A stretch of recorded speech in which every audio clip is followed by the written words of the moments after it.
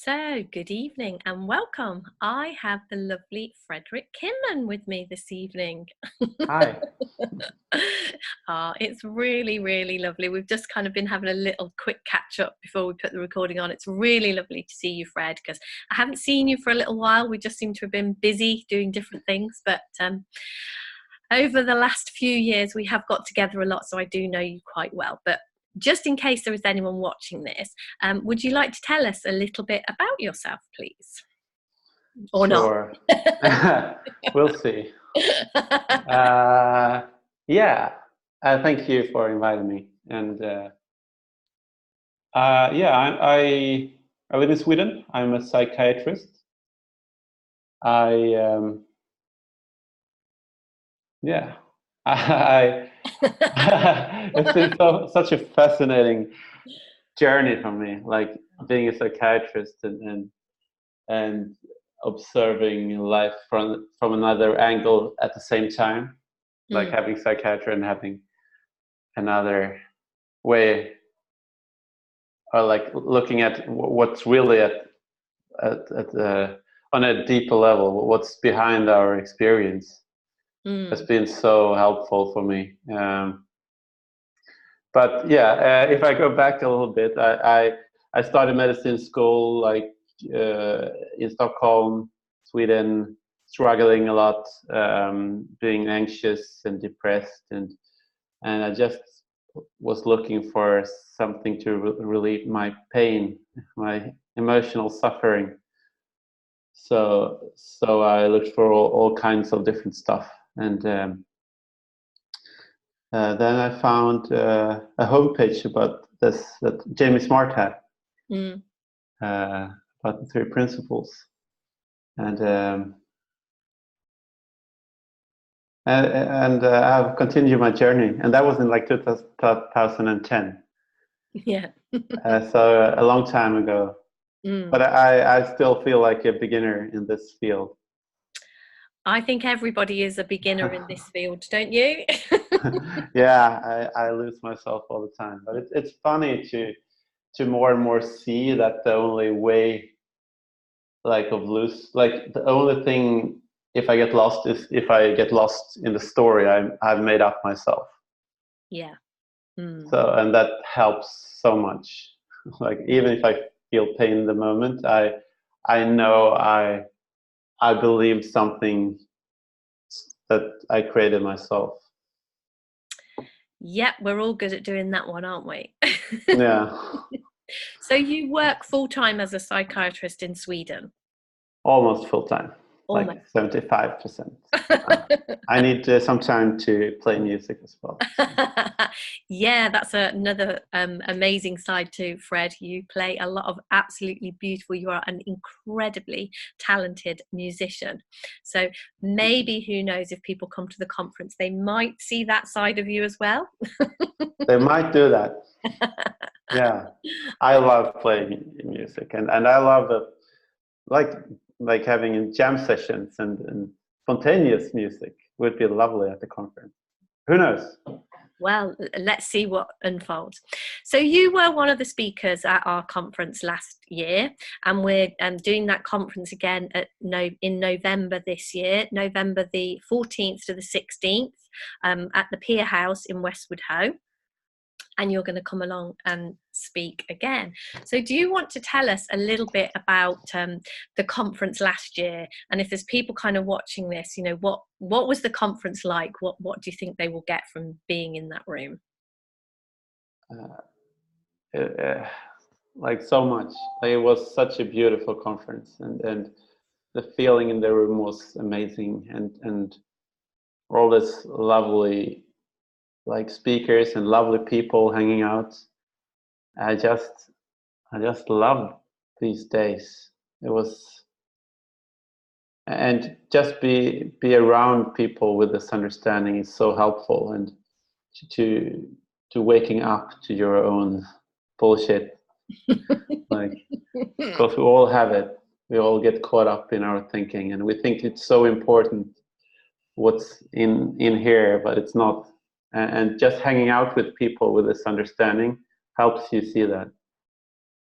and it's so helpful. So what would you say, I mean, you said when you told us a little bit about you that you used to feel anxious, and I guess like all of us, you can probably still have some anxious thinking now.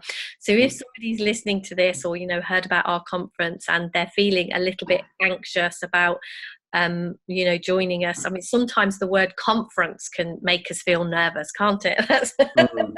But it's difficult to know what label to give what we're doing these 3 days. So what would you say to somebody who's maybe feeling a little bit nervous about joining us?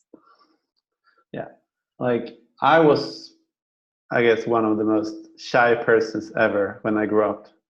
I was terrified of speaking, like, with anyone. Like, and I hated speaking, like speaking in front of groups, and so I was extremely shy, and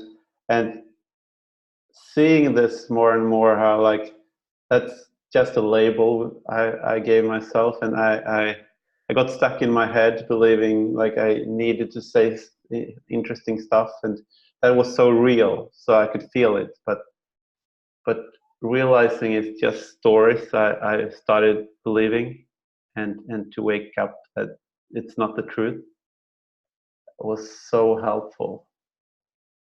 And it's not so strange if you feel a bit like anxious of stuff you haven't done before, because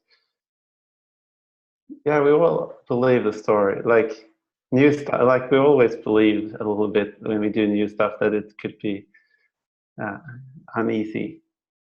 So it's not so strange, but it's great realizing that the only thing is like we get stressed by our own thinking. So yeah, and it's a great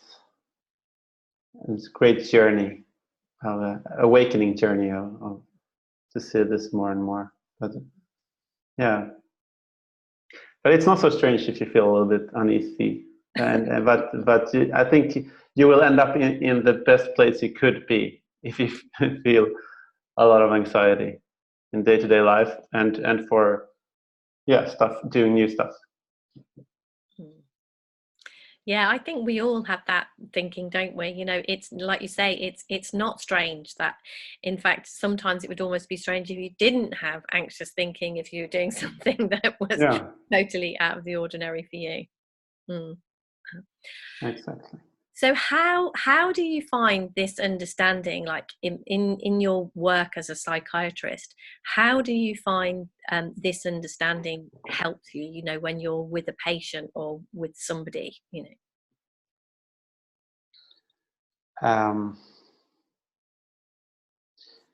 It's a lot easier and sometimes a bit struggling. Like, it's both, which is funny. The easy part is like I know people have so much wisdom inside themselves, so I don't do the heavy lifting. They're doing that themselves. So the best thing I can do is to point to their own wisdom and make them wake up to see how it works, and so they become kinder to what they experience. And a lot of people live in a horror movie, but when they wake up to that it's a horror movie that's created from inside their thinking, it can make such a difference. And so it's great to be with someone waking up to that. And yeah, it takes a lot of burden off my shoulders. That's a great thing. What yeah,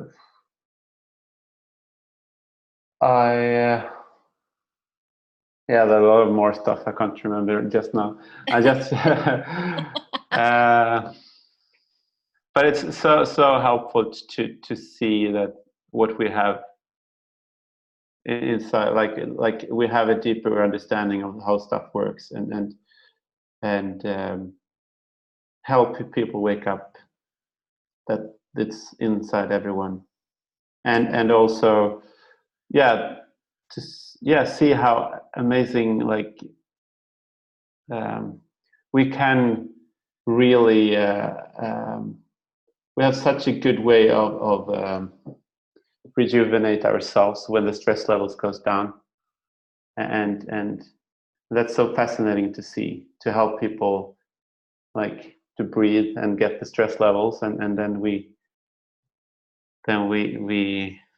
what was the English word? Sometimes I struggle with English when I only speak Swedish in day-to-day life. Yeah. Recalibrate, maybe. Yeah, maybe, or yeah. Yeah. Yeah, never mind. Yeah, when we kind of come back to ourselves and we come back to balance, I suppose. Yeah. Pointing towards. Yeah, kind of.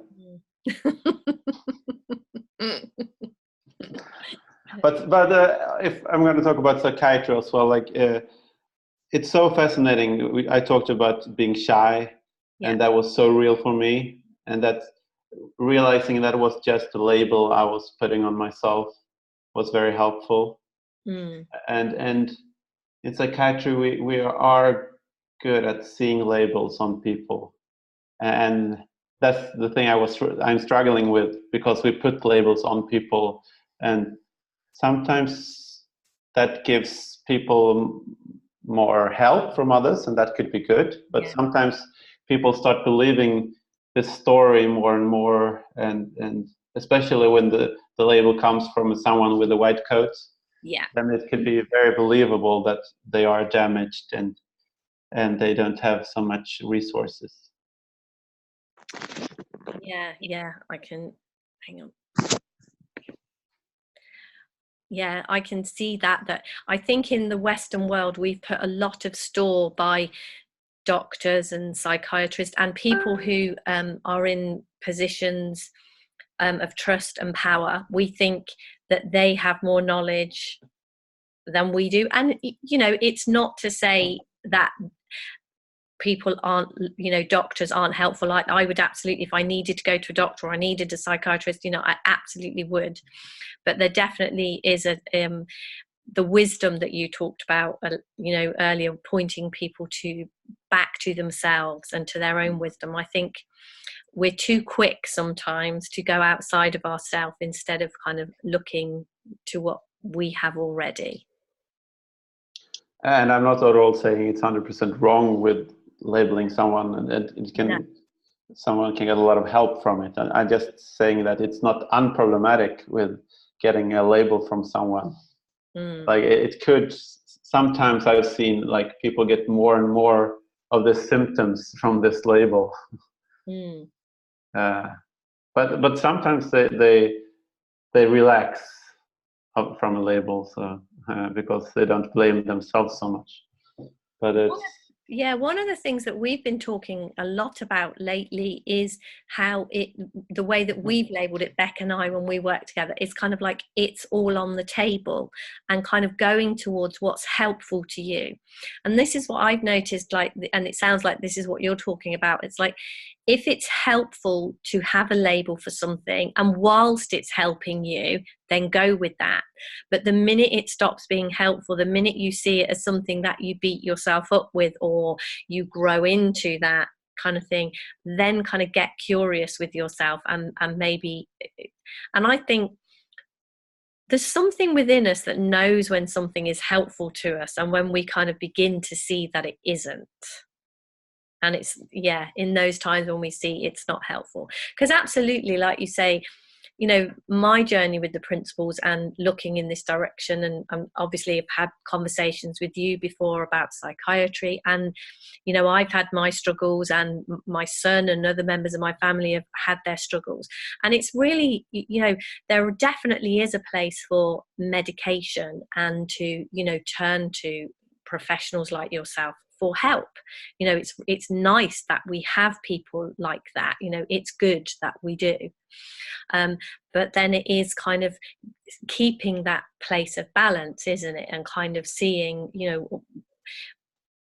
knowing ourselves and knowing when it's at the right time to turn to somebody. Yeah.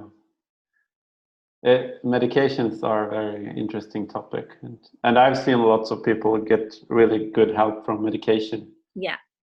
And it's nothing wrong with medication, but No.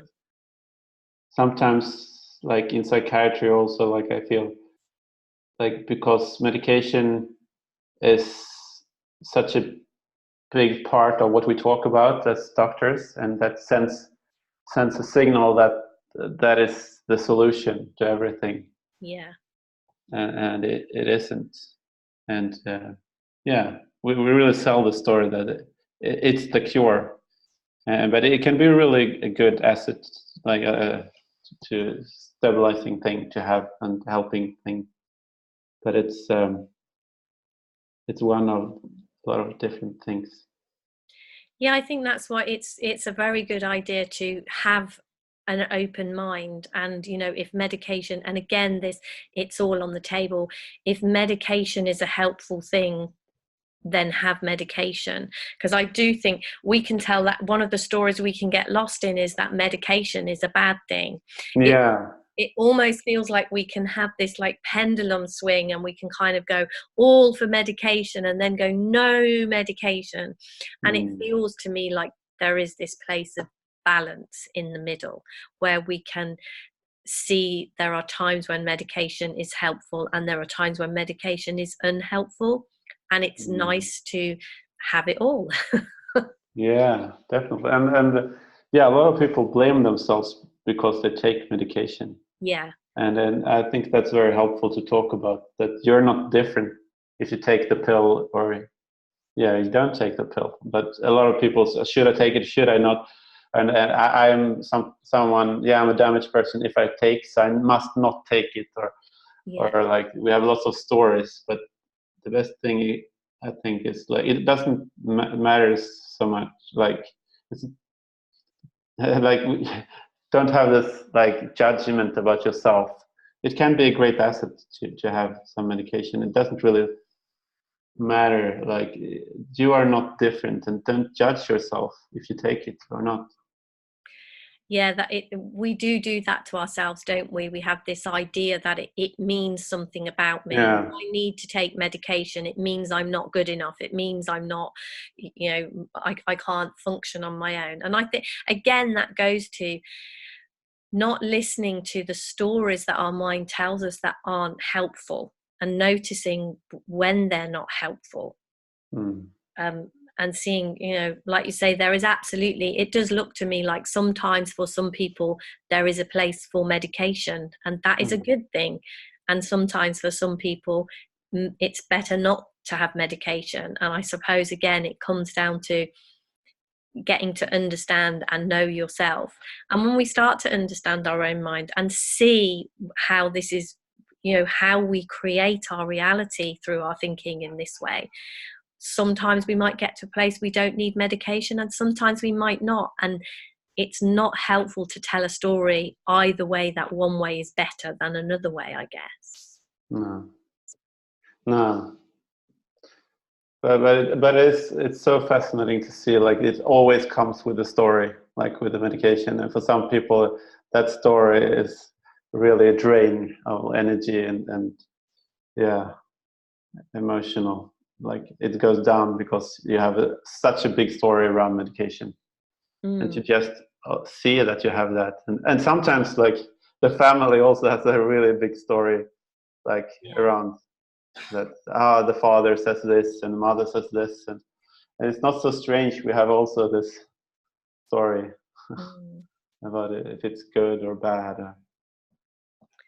I think one of the things that I see around like this conference and things we're doing is to kind of inform people and enlighten people to the fact that we do that, as human beings. We have these stories, and then we kind of, without even realizing it, we set ourselves up to have to live up to things, like we have to be a certain way.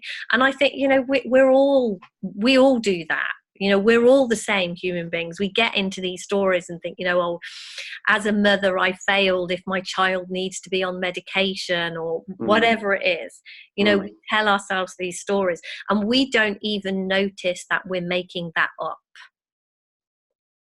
You know, to us, it just looks real and true. You know, when my son was struggling and he went to the doctors, I know my head was doing a number on me, kind of saying, if your son goes on medication, that means there's something bad about you. You know, it's this whole thing. We make it mean something about ourselves, whatever it is, don't we? We're really good at that. We really are. We live in the reality created by our thinking. Yeah, absolutely. It feels so real, and it comes with the feeling, and the feeling has the upper hand. Yeah, it does feel so real, doesn't it? So we've kind of touched a little bit on the understanding that we're going to be sharing, but I don't know if there's anything else that you know, you can share in this video about some of the things you might be talking about at the conference. I mean, obviously, anything could happen on the day. We don't know, but what? You know. Who knows? Who knows? A lot of laughter, a lot of music. I'm pretty sure. And laughter. Very, very good medicine. Very good medication. Yeah, it's very good medication. And I really want to get more music into psychiatry as well, because it feels very helpful. Yeah. I definitely think those kinds of things, like there is definitely a more of an openness to see kind of music therapy. And I mean, I'm a seamstress, you know, I do a lot of sewing, and I can really see a place when I do that. I have a similar love for that than you do for your music, and I lose myself when in the creativity of what it is I'm doing. And I remember hearing, I can't remember who it was that said it, but I remember somebody saying that humility is not thinking less of ourselves, but thinking of ourselves less. And I can see for myself, when I get anxious or nervous, or when I get, you know, into a not a great headspace and I don't feel good, those thoughts are all about me, you know. What does this mean about me? What is this person thinking of me? What will it mean if this person doesn't like me? Kind of, it's a lot of thinking about myself. And I notice when you came to the conference last year, and when you've been to our retreats and things, and you start to play your music and we start to dance and we're laughing and having a good time, and I notice when I do my sewing and things that I enjoy doing, I lose myself. It's like, it feels like I think about myself less. That's definitely my experience as well.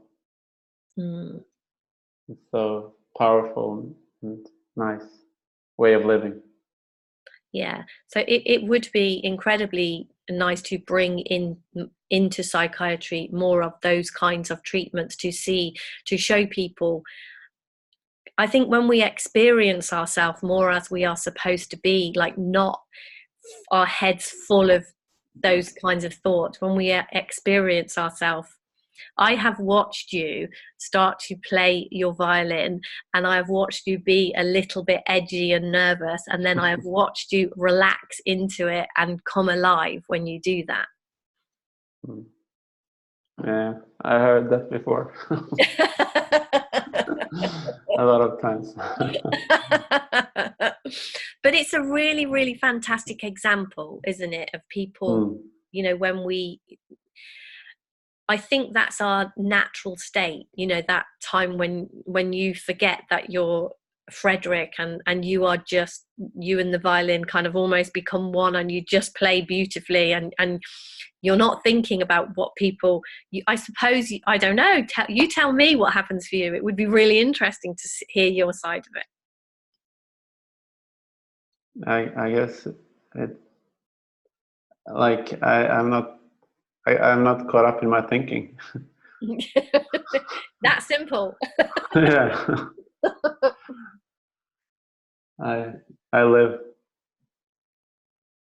yeah, it's funny how in day-to-day life we so often I get caught up all the time, and we believe it's so important. Yeah, that what we're giving by our little head, when we listen so much to it, but it's not that important.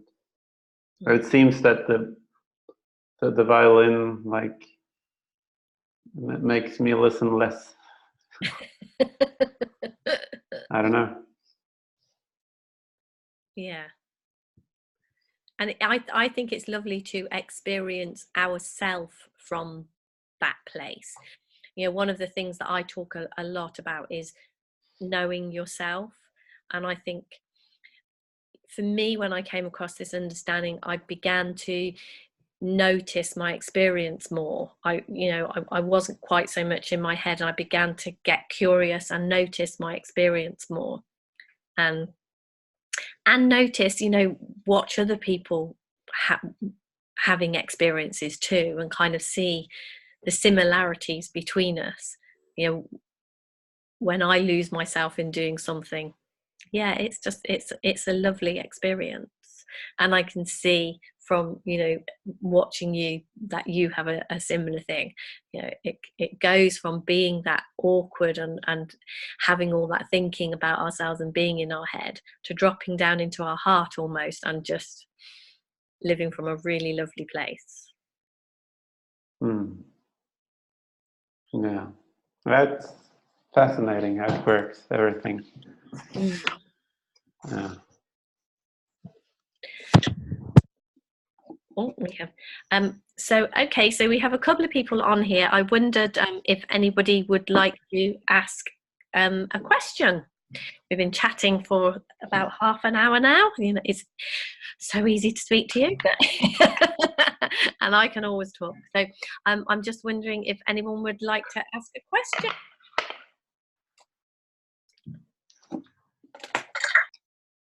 Oh, we've lost. Somebody's fallen off. Never mind. It happens a lot, and with the internet, doesn't it? Dropping on. Yeah, it does.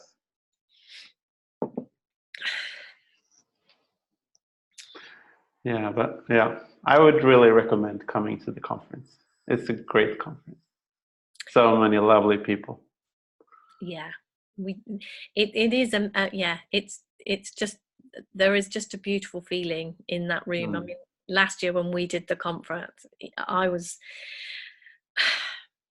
it had been something that I had wanted to do for a long time. It had been a dream of mine to put on a conference like that for a long time. And kind of, there were moments when I just stood in that room and pinched myself, because it was just so beautiful to be there. And I think when we all get together in that way, there is something more than the sum of the parts of the people in that room. Something magical happens. And I think it is an absolutely beautiful way to deepen your understanding of whatever this is that we're pointing towards. And I know I heard Michael Neal say one time, what we're trying to do here is point to fire with ice. So it's not the easiest. No. We don't have the easiest job, but somehow getting together in a room like that, and we do have some pretty amazing speakers, and you are one of them. Yeah, it's like last year was like the speakers there, they were amazing. I feel it was such a good, perfect speakers. I loved them all. Me too. I love each and every one of them, and there was, I think it's really, really lovely to have different people share this understanding in a different way. I think it's incredibly valuable, to hear different people speak about this, because I definitely think that I know my understanding has deepened a lot from hearing different people come at this from different angles. It's incredibly helpful, because we're trying to point people beyond the words, and I think sometimes human beings, we get stuck on the words, don't we? Sometimes if a word has some kind of meaning for us, or some kind of, I don't know, a trigger for us, or somehow it can be difficult to hear past that word. And so I think when somebody else can say the same thing but just using a different word, and it's like, oh, I get what you mean now. Or somehow, I don't know, it can take us into our heart hearing somebody else talk. Yeah, it's funny. Like, of course, like when we communicate through words. That's what we do. We can't like direct link with a cable or something to show what we mean.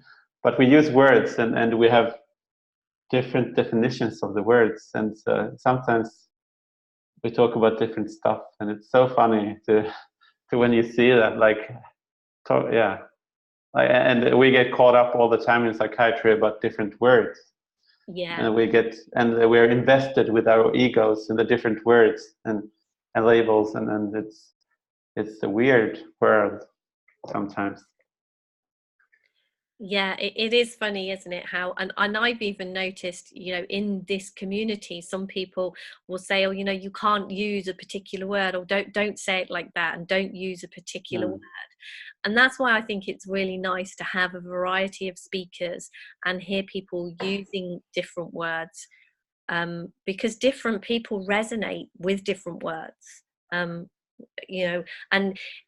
a little bit like, when we were talking earlier about labels and saying some people find it very, very helpful to have a label. If they've been feeling strange or off or something for a long time, if somebody labels that, it can, like you say, give them some kind of freedom and actually let them relax and breathe if something starts to make sense. And yet another person, you give them a label and it actually is detrimental to them, it's not helpful, then they start to feel that there's something really wrong with them and they can never be right. And so, yeah, I think it's really good to come at this from all sorts of different angles so that we can help, so many more people get an understanding of what we're pointing towards. Yeah. Well, I have been rattling to you now for well over half an hour, and I'm very well aware that you have been literally just walked in from work and jumped onto this call. So I know that you're feeling a little bit tired, but so thank you so much for taking the time out to talk to us. My pleasure. That's really nice talking to you. It's really been lovely, and I just cannot wait to have you at our conference. I hope that I get to see you before November, but maybe we won't because time marches so quickly. But yeah, so if anyone wants to know more about Fred, come along to our conference and speak to him yourself. And maybe when he's had a good night's sleep, and bless him, we haven't dragged him in from work. And so thank you so much for taking time to speak to me tonight. Thank you. It's been lovely to catch up, and it's just lovely to see your face. So hopefully I will see you very soon. And thank you guys for joining us this evening. Thank you.